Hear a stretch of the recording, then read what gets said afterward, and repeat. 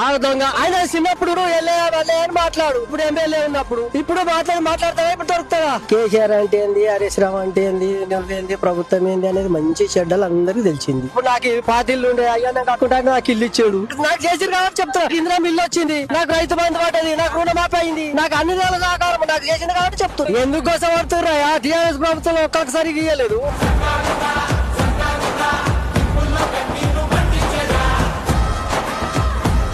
TRS government ఏలి మాజీ సర్పంచులు మొత్తం అప్పులపాలయ్యారు. తెలంగాణ ఉద్యమం గురించి నేను ఒక 3 ఎకరాల గుడం అమ్ముకున్నా. 90% ఎవరికి ఏం చేయలేదు. ప్రజలకు ఎన్ని హామీలు ఇచ్చిందో సీఎం రేవంత్ రెడ్డి గారు అన్ని హామీలు పూర్తయినాయి.